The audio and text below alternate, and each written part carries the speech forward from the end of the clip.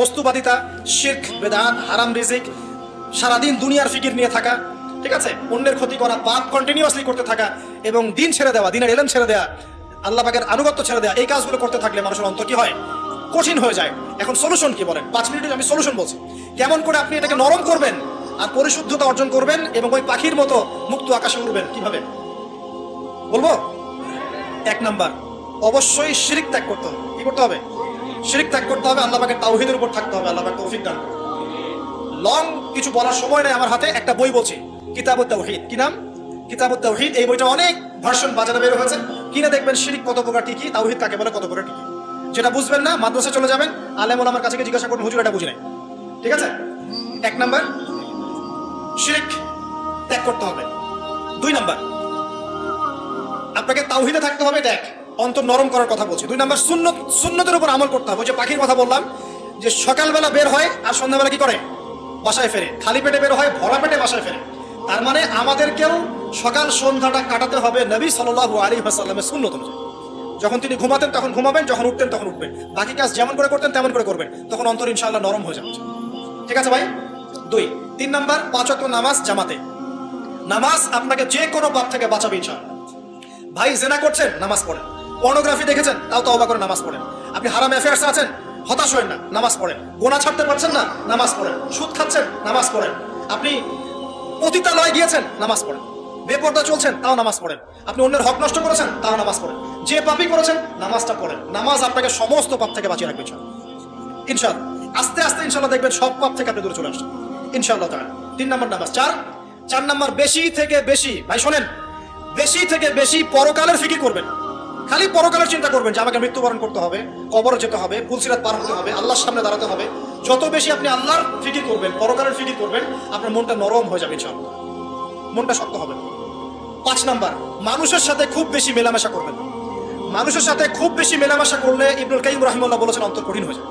কারণ মানুষ আপনাকে গীবত করাবে, হ্যাঁ, মানুষ খারাপ কাজে নিয়ে যাবে, বেফাস কথাবার্তা বলবেন, হয়তো বেফাস কাজ করবেন, ফুজুল কি বাদ করবেন। এগুলো করতে গিয়ে আপনি দেখবেন অন্তর কঠিন হয়ে গেছে। এত বেশি মানুষের সাথে মেলামেশার দরকার নেই, প্রয়োজন যতটুকু অতটুকু করবেন। ঠিক আছে? আল্লাহ পাক তৌফিক দান করুন, আমিন। কয়টা বললাম? 5। 6, আমার সবচেয়ে প্রিয় নসিহত, প্রত্যেক দিন মিনিমাম 1 ঘন্টা করে কোরআন তেলাওয়াত করবেন বুঝে।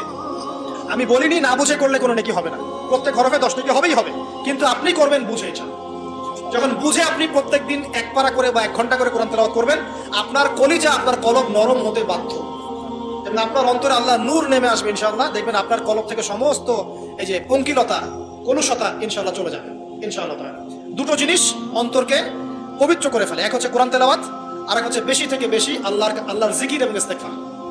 তো কোরআন তেলাওয়াত বাড়িয়ে দেন। আল্লাহ পাক সবাইকে কোরআন তেলাওয়াত করার তৌফিক দান করুন, আমিন। যারা শেখেন নাই আজকে ওয়াদা করেন যে কোরআন আপনারা বিশুদ্ধ করে পড়া শিখবেন, ওয়াদা করেন। আগামী রমজান আসার আগেই 1 খতম দেওয়া চাই, পারবেন? এবং কোরআনের চর্চা বাড়িয়ে দিবেন। প্রত্যেক দিন কিছু করেন না করেন কোরআন তেলাওয়াত করতে হবে, ঠিক আছে? আল্লাহ পাক তৌফিক এনায়েত করুন, আমিন। আর বুঝে পড়ার চেষ্টা করবেন। একটা সহজ তাফসীর বলে দিই, মারিফুল কোরআন বাসায় আছে না? মারিফুল কোরআন তাফসীর ইবনে কাসির বাসায় নাই, জালালাইন বাসায় নাই, কিনেন।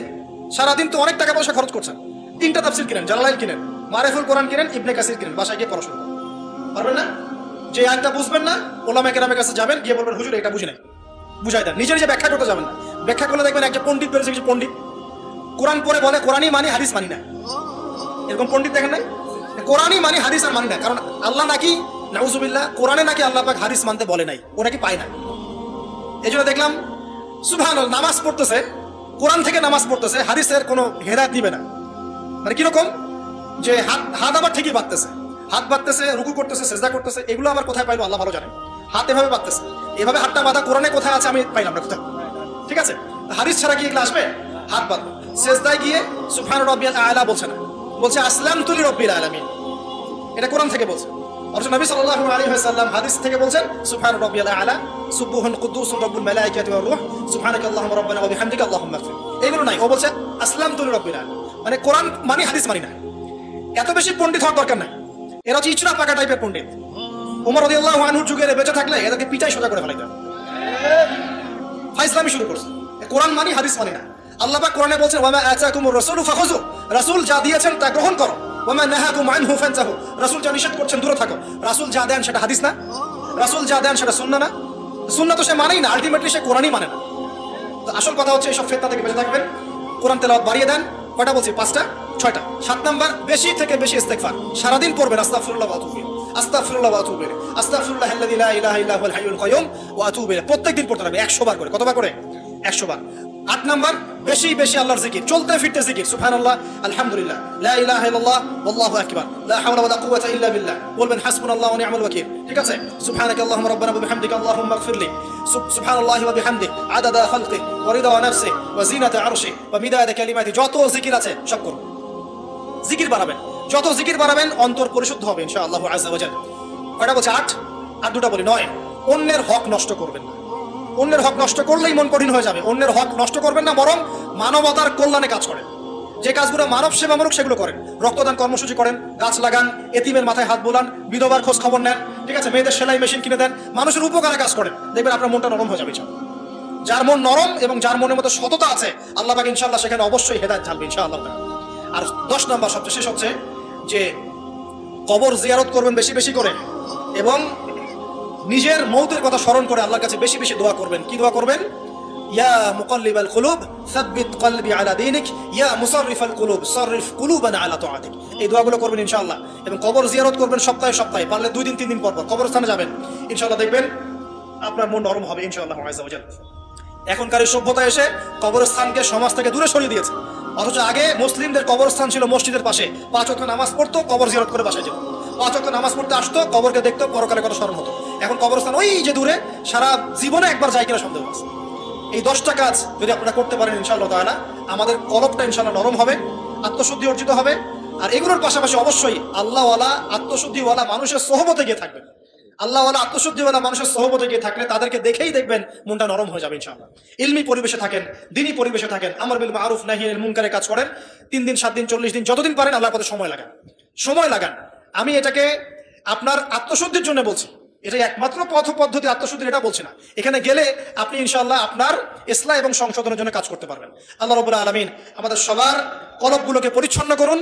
আল্লাহ পাক আমাদের সবাইকে শিরকের পাপ থেকে বাঁচিয়ে রাখুন, হৃদয় কঠিন হওয়া থেকে বাঁচিয়ে রাখুন। আল্লাহ পাক আমাদেরকে বেশি থেকে বেশি কোরআন তেলাওয়াত করার তৌফিক দান করুন, দ্বীনি জ্ঞান চর্চা করার তৌফিক দান করুন। আল্লাহ পাক আমাদের সবাইকে হারাম রিজিক, জেনা, সুদ, ঘুষ থেকে বাঁচিয়ে রাখুন। আল্লাহ পাক আমাদেরকে পরকালীন চেতনায় এই দুনিয়ার জীবন কাটানোর তৌফিক এনায়েত করুন, আমিন। আমরা আজকে এই যে পাখিদের মতো অন্তর নিয়ে কথা বললাম, আমরা যদি এই আমলগুলোর মধ্য দিয়ে অন্তরটাকে পবিত্র করতে পারি ইনশাআল্লাহ, ওই শহীদদের যে নরম পাখির অন্তর, সেটা আমরা লাভ করতে পারবো ইনশাআল্লাহ। এবং আরশের নিচে আল্লাহ রাব্বুল আলামিন আমাদেরকে ছায়া দিবেন ইনশাআল্লাহ তাআলা। আল্লাহ পাক আমাদের সবাইকে পাখি থেকে শিক্ষা নেওয়ার তৌফিক দান করুন, পাখির মতো মুক্ত আকাশে ডানা মেলার তৌফিক আল্লাহ পাক দান করুন, আমিন।